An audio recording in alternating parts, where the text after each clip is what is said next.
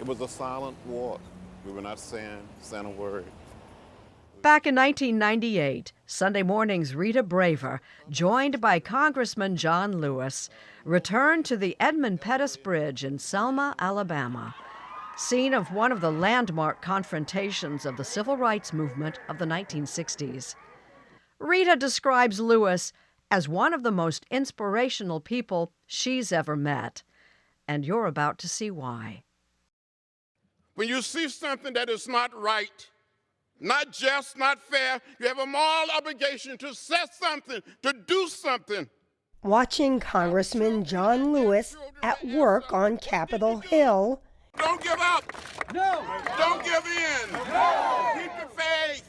It was hard to believe that he grew up achingly poor in rural and segregated Alabama. I saw those signs that said white men, colored men. You saw the water fountain marked colored, but water fountain marked white. I saw white waiting, colored waiting. As a child, did this make you feel angry? Did it make you feel sad or embarrassed? As a child, I felt angry. I wanted to check a book out of a library, the public library. And I was told that black people could not check books out, so I couldn't use the public library.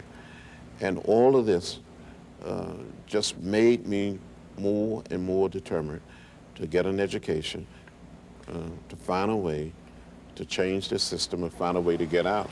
And indeed, Lewis did change the system. We talked with him at Brown Chapel in Selma, Alabama, one of the most important cities in civil rights history. And though it took years for many Americans to learn his name, John Lewis was one of the key leaders of the civil rights movement. I have been deeply inspired by Martin Luther King Jr., and I wanted to get involved.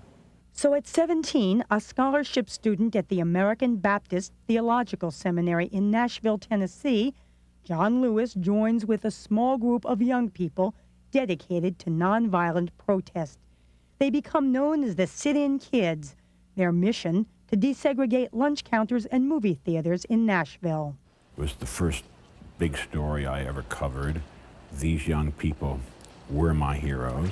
I watched them from that day in February 1960 and thought they were doing something historic. The late Pulitzer Prize-winning author, David Halberstam, spent years documenting the story of the young people who changed history. There was something so unshakable to him, so strong, so fearless, so focused, that I thought, oh, he's going to endure. And at those sit-ins in Nashville, Lewis does endure violence and abuse. People would come up, they would pull us off the lunch counter stool, pour hot chocolate or coffee in our hair, down our back, put lighted cigarettes out in our hair. He is also beaten, the first of many beatings and more than 40 arrests in his years in the civil rights movement. But in the end, Nashville surrenders to the sit-in kids. Lunch counters and other facilities are desegregated. But Lewis and other young people are not ready to stop. They form the Student Nonviolent Coordinating Committee, known as SNCC. They had become warriors. A warrior can't say, well, we've got totality of segregation, but we've just won a Woolworth's hamburger, let's go home. I mean, there's a dynamic, and the more you do, and the more you go up against the beast of races, and the more there was to do. For Lewis, that means joining the first freedom rides, trying to desegregate bus stations in the South. He is beaten and imprisoned. Other freedom riders are attacked by the Ku Klux Klan, their bus firebombed in Anniston, Alabama. Even people in the black community said we should stop the freedom rides. It was too dangerous. Well, wasn't it? It was a dangerous mission, and we knew that from the outset. You actually wrote wills out. We wrote wills, but it was important for us to make a statement that the nonviolent movement, the philosophy of nonviolence, would not be defeated by acts of violence.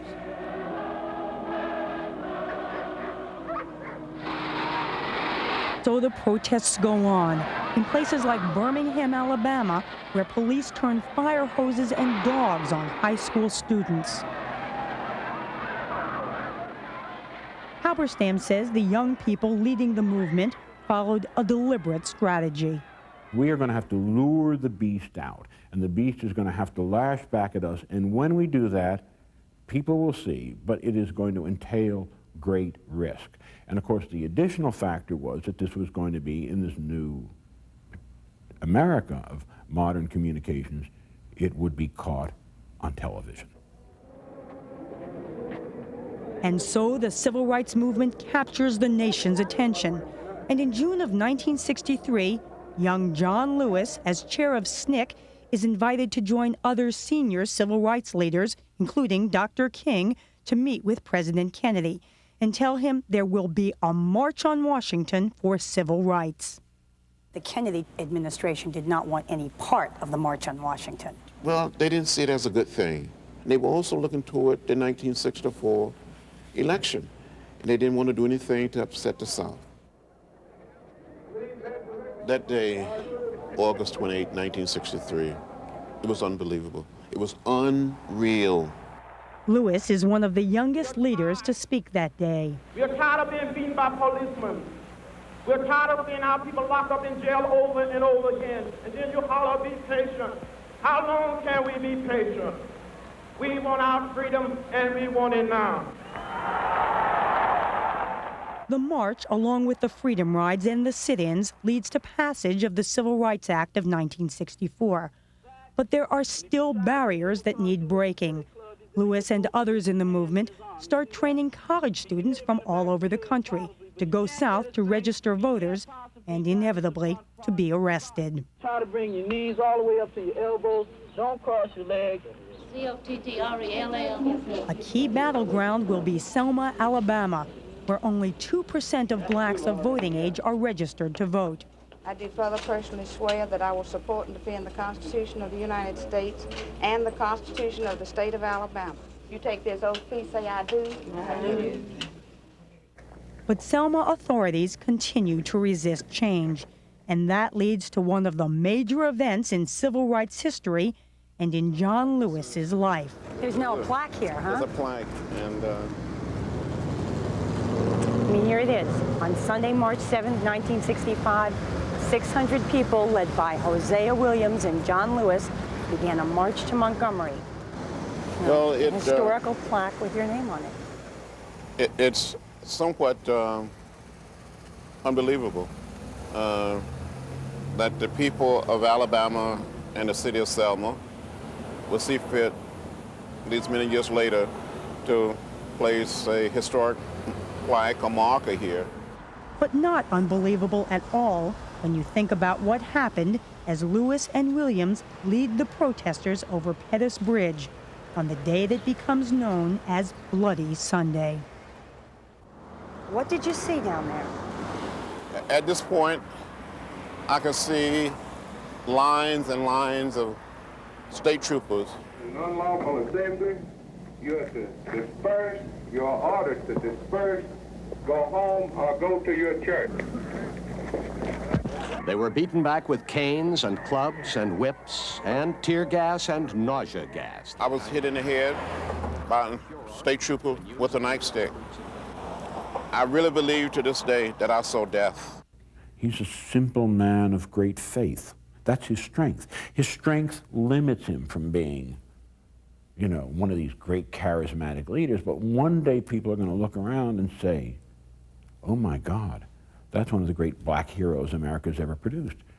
When you look back and see those pictures of young John Lewis and his friends, do you wonder how you got the courage to do what you did then? We had to do it. We had to do it. I think there's some force, and sometimes I call it the spirit of history, that maybe, just maybe, tracked us down and said, this is your time, and you must do it. If you don't, who will?